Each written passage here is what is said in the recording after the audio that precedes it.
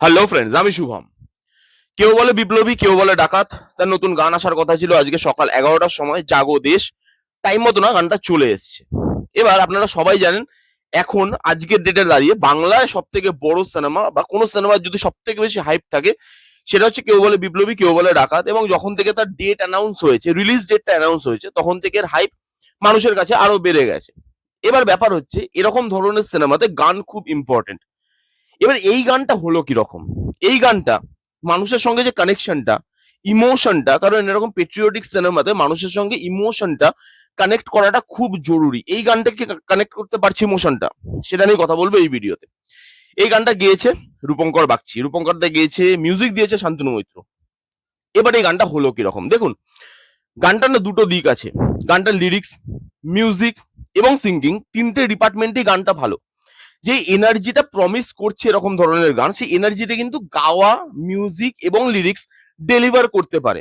এবং যখনই তিনটে জিনিস একসাথে আসছে, তখন গানটা শুনতে ভালো লাগছে। এবার আপনারা খেয়াল করে দেখবেন আমি কি বললাম, গানটা শুনতে ভালো লাগছে যখন আপনি গানটা ভিজুয়ালি দেখছেন না, শুধু শুনছেন। কারণ আমি দেখেওছি এবং আমি শুনেওছি। এবার আপনি যখন শুনছেন গানটা, আপনার কাছে দুর্দান্ত লাগছে, ওই পাওয়ারটা এলিভেট মানে পাওয়ারটা জেনারেট করতে পারছে, এলিভেট করতে পারছে, ওই যে পেট্রিয়টিজমের মুভমেন্ট গুলো, ওগুলো আপনি পাচ্ছেন ভালো মতো। কিন্তু যখন আপনি গানটা দেখছেন, কারণ গানটা তো সিনেমা হলে বড় স্ক্রিনে আমি দেখবো, যখন আমি দেখছি এই গানটার মধ্যে না খামতি আছে। এবং সেই জিনিসটা কি, আমি আসছি পরবর্তীকালে খামতিটার মধ্যে। তার আগে বলি, জিদ্দার যারা ফ্যান, জিদ্দাকে কিন্তু ভালো লাগছে দেখতে। ফ্যানদের হতাশ হওয়ার কোনো কারণ নেই, কারণ জিদ্দাকে ভালো লাগছে। এই যে লুকটা দেওয়া হয়েছে জিদ্দাকে, বিপ্লবীর যে লুকটা, তিনি প্র্যাকটিস করছে, দেশের জন্য তার মন কাঁদছে, তিনি ব্রিটিশ শাসনের এগেনস্টে লড়ছে, এই যে লুকগুলো দেওয়া হয়েছে, তার যে প্রত্যেকটা লেয়ারে, গানের লেয়ার গুলো বোঝা যাচ্ছে।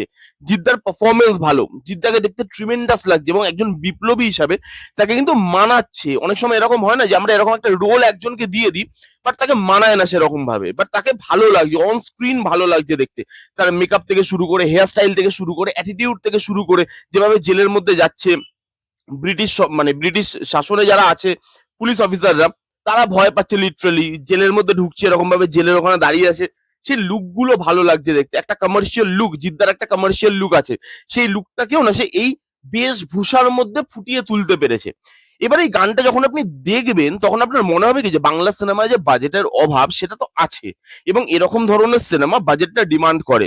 এই যে সিন গুলো যেগুলো দেখাচ্ছে, ধরুন ব্রিটিশ সরকার অত্যাচার করছে সাধারণ মানুষের প্রতি, বাংলার মানুষের প্রতি ব্রিটিশ সরকার অত্যাচার করছে, অনুশীলন করছে, তারা প্র্যাকটিস করছে, সেগুলো না খুব সেট বলে মনে হবে। যখন জেলে ঢুকছে, সেই যে জায়গাটা, সেই জায়গাগুলো না খুব সেট সেট বলে মনে হবে। এবার এরকম ধরনের সিনেমা সেট বানিয়েই শুট করা হয়, কিন্তু সেটা যাতে সেট না লাগে সেটাও তো আমাকে দেখতে হবে। কিন্তু এখানে না জিনিসটা সেট সেট ফিল হয়, বিশেষ করে যখন আপনি দেখবেন ওই ঘর থেকে এনে বাংলার মা বোনদেরকে মারা হচ্ছে, মাটিতে ফেলে তাদেরকে পেটানো হচ্ছে, সেই সিনগুলোর ইমোশনাল কানেকশনটা ফিল করাতে পারে না দেখার সময়। শোনার সময় পারছে, দেখার সময় পারছে না। কারণ যখন মারা হচ্ছে, যখন ওই সিনগুলো হচ্ছে, দেখে খুব সেট লাগছে, খুব ফেক লাগছে জিনিসটা। সেটা একটা ডাইরেক্টরের কাজ যে সে সেটাকে কতটা রিয়েলিস্টিক ওয়েতে প্রেজেন্ট করতে পারে।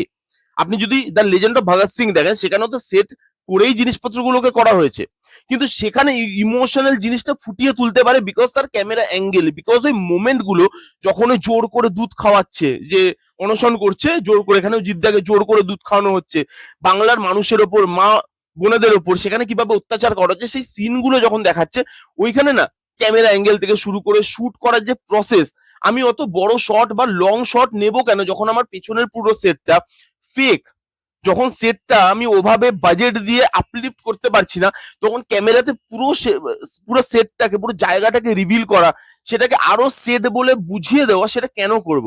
আমি তো ক্লোজ শট রেখে, মারার যে শট গুলো, ওগুলো আরো একটু ব্রুটাল রেখে সেগুলো ওপরে কাজ করতে পারতাম, সেগুলো এনহ্যান্স করতে পারতাম, সেগুলো আরো বেশি এলিভেট করতো গানটাকে, ইমোশনাল কানেকশন আরো বেশি পেত অডিয়েন্স। কিন্তু যখন আপনি দেখছেন এরকম বড় লম্বা লম্বা, মানে লং লং শট, যেখানে পুরো জায়গাটা সেটে তৈরি করা, ওটা বোঝা যাচ্ছে। তারপরে যতই আপনি ইমোশনাল মোমেন্ট আনুন, যতই আপনি ব্রুটাল মোমেন্ট আনুন, ক্রুয়াল মোমেন্ট আনুন, ওই জিনিসগুলো না উঠছে না। গানটার সঙ্গে গানটার যে লিরিক্স, মিউজিক, সিঙ্গিং, তার সঙ্গে গানটার যে ভিজুয়ালাইজেশন, সেটা না আমার কাছে প্রপার বলে মনে হয়নি। জিদ্দাকে ভালো লাগছে, কিন্তু এই গানটার প্রেজেন্টেশন আরো বেটার হতে পারতো।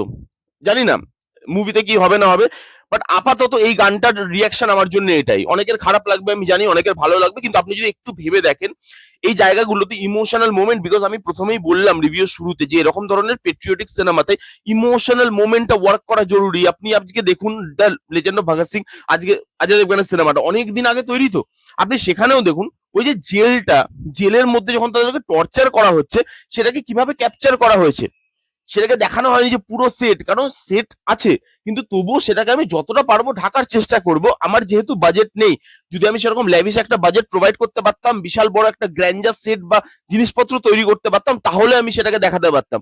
যেহেতু দেখাতে পারছি না, এবার যেহেতু সেট তৈরি করে জিনিসগুলো না খুব পারফেক্ট, যে মাটির ধুলোগুলোও খুব পারফেক্ট, মাটির ধুলো, বাড়ি ঘর সব কিরকম যেন পারফেক্ট, সেখানে এনে মানুষজনকে অত্যাচার করা হচ্ছে, মারা হচ্ছে, সেই অত্যাচারটা বা মারাটার মধ্যে সেই ইমোশনটা আসছে না। সেটা দেখে মনে হচ্ছে আচ্ছা ফাইন ঠিক আছে, একটা স্টেজে থিয়েটারে যদি এরকম একটা সিন তৈরি করা হতো, সেট তৈরি করে যেরকম দেখতে লাগতো ভিজুয়ালি ওরকম দেখতে লাগছে। বাট আমি তো মানে থিয়েটার দেখতে যাচ্ছি না, আমি সিনেমা দেখতে যাচ্ছি, বড় বাজেটের সিনেমা, বড় সুপারস্টারের সিনেমা, সেখানে এই জিনিসগুলো আমার মনে হচ্ছে একটু খেয়াল রাখলে বেশি ভালো হতো। আমার কাছে গানটা শোনার হিসাবে, যদি আপনি খালি শুনছেন গানটা দুর্দান্ত, কিন্তু আপনি যখন দেখছেন এই জিনিসগুলো একটু ওই অবস্ট্রাকলটা দিতে পারছে, ওই অবস্ট্রাকশনটা দিচ্ছে গানটা দেখার সময়, এই জিনিসগুলো, এটা আমার মনে হয়েছে। এই ছিল গানের রিয়াকশন জাগো দেশ। কারা কারা শুনেছেন, আপনাদের কি রিয়াকশন, আপনাদের কি মতামত কমেন্ট করে জানান। অবশ্যই বড় সুপারস্টারের সিনেমা, বড় বাজেটের সিনেমা, বাংলার নিরিখে যদি বলি, দেখা যাক সিনেমাটা কেমন করে, এরপর তো ট্রেলার আসবে, আরো গান আসবে, তখন আমরা এগুলো নিয়ে আরো বেশি কথা বলবো, দেখা যাক। দেখুন আমি আজকে এটা নিয়ে হাইপ চলছে, আমি এটা শুধু ভালো ভালো ভালো ভালো বলে বেরিয়ে যেতে বা বেরিয়ে মানে ভিউজ কামিয়ে আমি এটা করে দিতেই পারতাম, বাট আমার যেগুলো জেনুইন প্রবলেম বলে মনে হয়েছে, এটা জিত নয়, খালি জিদ্দা নয়, এটা যদি অন্য যে কোনো সুপারস্টার বা মেগাস্টার থাকতো আমি এটাই রিভিউ দিতাম। ফ্যান ক্যাটার আমি করতে পারি না, তো আমি সেটা করবো না ভিডিওতে। এই ছিল রিয়াকশন। কারা কারা দেখেছেন কমেন্ট করে জানান, যারা যারা দেখেননি এখনো জান গিয়ে দেখুন। কেমন লাগলো রিভিউটা জানাতে ভুলবেন না, ভালো লাগলে please give Thums up, like করবেন, কমেন্ট করবেন, শেয়ার করবেন, চ্যানেলটাকে মাস্ট সাবস্ক্রাইব করবেন। দেখা হচ্ছে নেক্সট কোনো ভিডিওতে, ততক্ষণ bye bye, take care and be safe.